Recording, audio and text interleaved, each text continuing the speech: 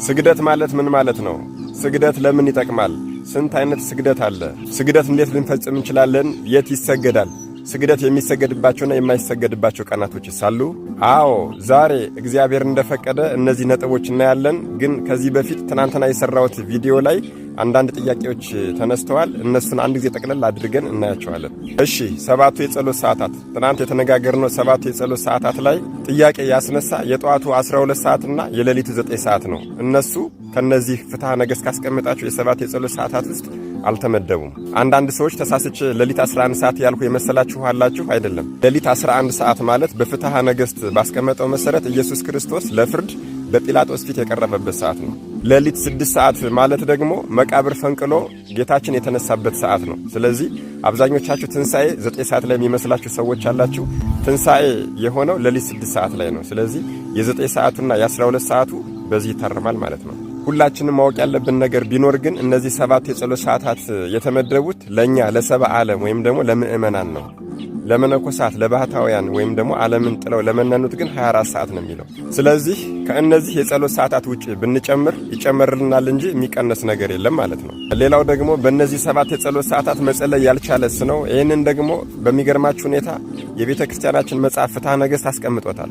በእነዚህ የሰባት የጸሎት ሰዓታት መጸለይ ወይም መስገድ ያልቻለ ሰው ጠዋት 3 ሰዓት የሆነ እንደሆነ ግርፋቱን፣ ቀትር 6 ሰዓት የሆነ እንደሆነ ስቅለቱን፣ ቀን 9 ሰዓት የሆነ እንደሆነ ሞቱን፣ ሰርክ 11 ሰዓት የሆነ እንደሆነ ወደ መቃብር መውረዱን፣ ማታ 3 ሰዓት ከሆነ ተስሞ መሸጡን፣ ሌሊት 6 ሰዓት ከሆነ ትንሣኤውን፣ አሁንም ደግሞ ሲነጋ 11 ሰዓት ከሆነ ደግሞ ሰማያዊ ንጉሥ መድኃኔዓለም ኢየሱስ ክርስቶስ በምድራዊ ንጉሥ በጲላጦስ ፊት ለክስ መቅረቡን በሕሊናችን እንድናስበውና በልቦናችን እንድናስቀምጠው ታዘዘናል። ስለዚህ በሰባቱ የጸሎት ሰዓታት መጸለይ ያልቻለ ሰው አሁን ያልኳቸውን ነገሮች አስቦ ይውላል ማለት ነው። ሌላው በእነዚህ የጸሎት ሰዓታት ምን አይነት ጸሎት እንጸልይ የሚለው ጥያቄ ነው።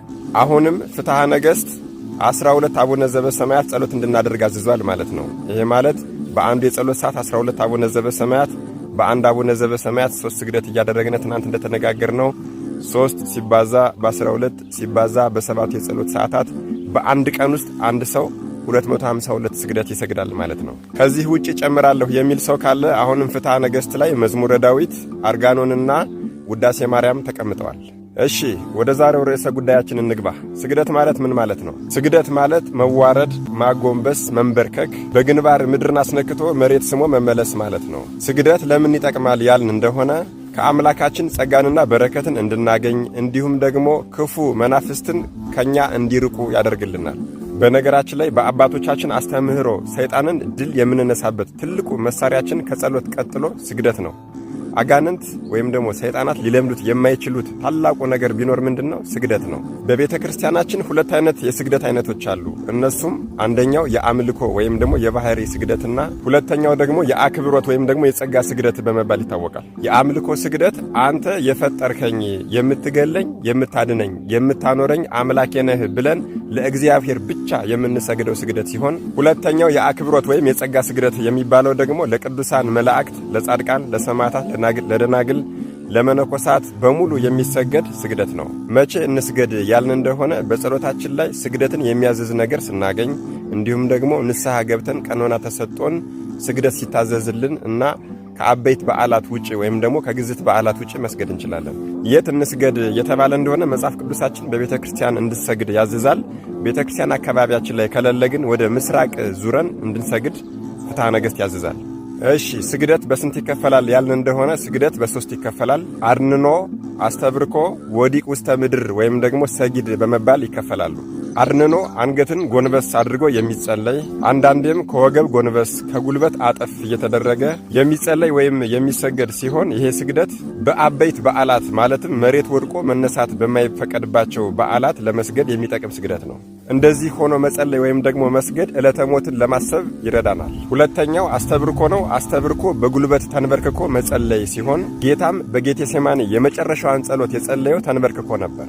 በነገራችን ላይ በእግዚአብሔር ፊት መንበርከክ የፍጹም መገዛት ምልክት መሆኑን ማወቅ አለብን።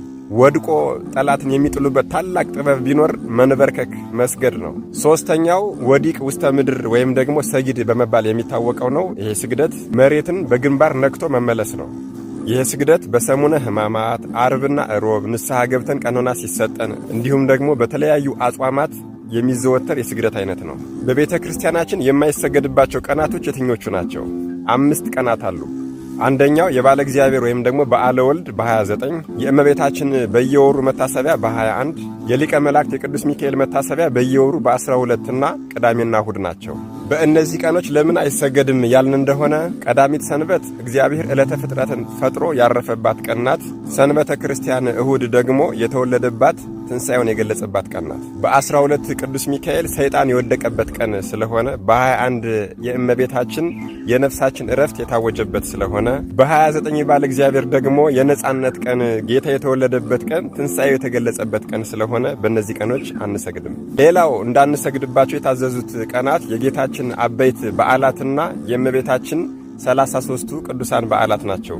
33ቱን የእናታችን የቅድስት ድንግል ማርያምን በዓላት እንደ እሁድ ሰንበት አድርገው ያክብሩ ተብለን ታዘዘናል። በነገራችን ላይ 9ኙን የጌታችንን አበይት በዓላት ከ9ኙ የጌታችን ንዑሳን በዓላት ለይተን ማወቅ መቻል አለብን። 9ኙ የጌታችን አበይት በዓላት ብስራት፣ ልደት፣ ጥምቀት፣ ደብረታቦር፣ ሆሳዕና፣ ስቅለት፣ ትንሣኤ፣ ዕርገትና ጰራቅሊጦስ ናቸው። 9ኙ የጌታችን ንዑሳን በዓላት መስቀል፣ ስብከት፣ ብርሃን፣ ኖላዊ ኄር ወይም ቸር እረኛ፣ ግዝረት፣ ልደተ ስምዖን፣ ቃና ዘገሊላ፣ ደብረ ዘይትና መስቀል።